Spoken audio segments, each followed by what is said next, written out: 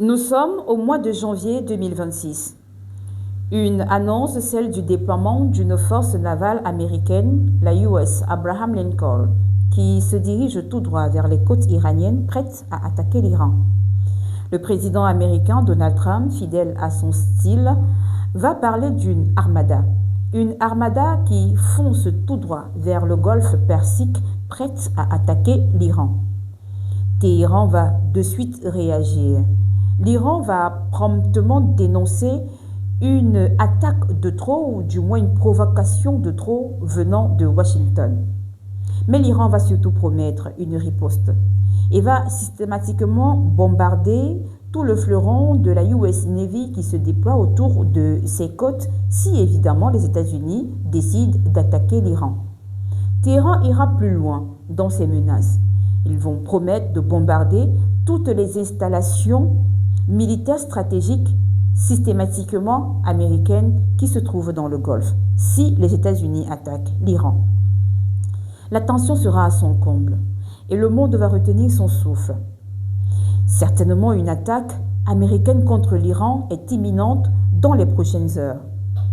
Mais sauf que depuis le 23 janvier dernier, date à laquelle le président américain Donald Trump a annoncé le déploiement de cette armada de la US Abraham Lincoln, accompagné de ses chasseurs baptisés des Destroyers, l'on sent un changement de ton.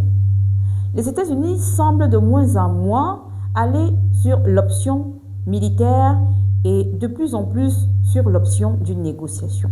Du moins depuis ces dernières 48 heures. Le discours de Washington semble avoir changé et pourrait davantage changer dans les prochaines heures ou les prochains jours. Ils invitent un peu plus Téhéran à la table des négociations. Alors l'on s'interroge, Donald Trump va-t-il finalement attaquer l'Iran? Ou alors sommes-nous là face à une forme d'intimidation américaine avec un déploiement militaire conséquent pour tout simplement contraindre Téhéran à s'asseoir à la table de négociation et à dealer avec Washington. Mais si deal pourrait-il y avoir, dealer de quoi en réalité? Parce qu'on connaît exactement les intentions de Washington. Washington veut contrôler ou empêcher l'Iran à mettre sur pied ou la mise en œuvre de son programme nucléaire. Il veut le contrôler ou il veut tout simplement l'en empêcher. Les États-Unis veulent surtout le contrôle du détroit d'Ormuz, qui est ici même le cœur de toute cette bataille stratégique. Le détroit d'Ormuz est le canal névralgique par lequel transite le pétrole du monde. On parle de 20 millions de barils de pétrole qui y transitent au quotidien, donc tous les jours. Et ce détroit d'Ormuz est contrôlé par l'Iran.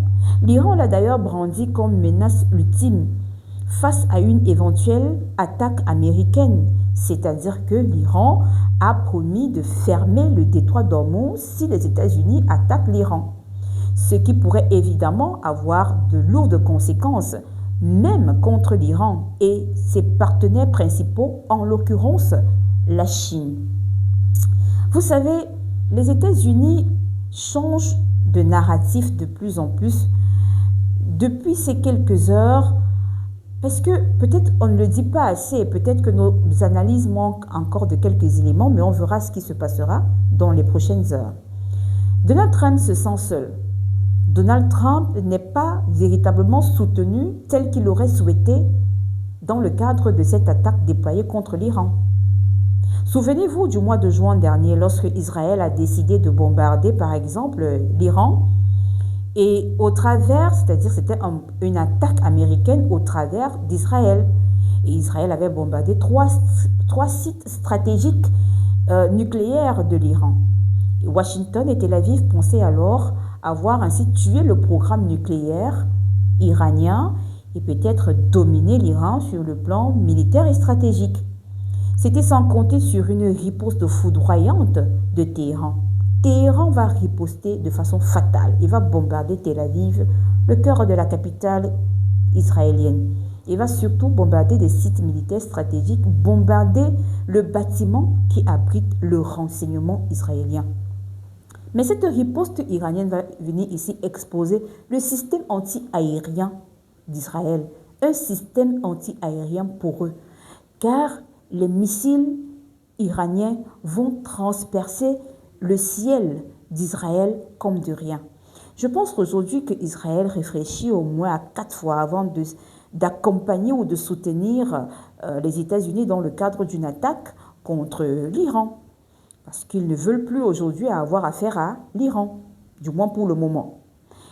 Il y a également cette sortie claire des pays du Golfe qui ont dit que leur ciel, du moins leur espace aérien, ne saurait servir pour attaquer l'Iran. Donc, ils ne permettraient pas aux chasseurs américains de traverser leur espace aérien pour attaquer l'Iran. Vous savez, les pays du Golfe préservent également leurs intérêts. Ils ont leurs installations pétrolières dans le Golfe. Donc, une attaque contre l'Iran, une attaque contre les installations américaines pourrait faire de leurs propres installations des dommages collatéraux d'une guerre qui a été créée par Donald Trump. Et puis, il y a ce rapport de force, pour terminer. La Chine et de la Russie. Je le disais tantôt, la Chine qui est le premier acheteur du pétrole de l'Iran appelle de plus en plus à la désescalade.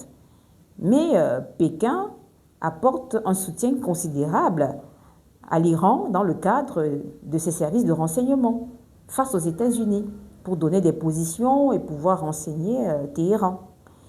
Et puis Moscou qui continue d'approvisionner en équipement militaire dans le cadre de leur accord stratégique avec l'Iran. Il y a donc ces rapports de force, il y a donc ces positionnements ou ces nouveaux positionnements des pays du Golfe face du moins à ce qui pourrait arriver à l'Iran, qui font que Donald Trump se sent seul et n'a pas envie véritablement d'attaquer l'Iran tout seul. Voilà. Et puis aux États-Unis, il perd en cote de popularité, notamment avec le déploiement de sa milice anti-migratoire ICE. Le président américain chute en popularité au sein même de son propre pays, dans son propre pays. Je ne sais pas ce que vous pensez de cette actualité. Elle pourra avoir évidemment quelques évolutions dans les prochaines heures. On y reviendra. Dites-moi ce que vous en pensez en commentaire. Retrouvez-nous sur Africa Move TV, le meilleur de l'actualité africaine et géopolitique. Retrouvez-nous sur Facebook, retrouvez-nous sur Instagram, suivez-nous sur notre chaîne YouTube. Likez, partagez, surtout n'hésitez pas de vous abonner.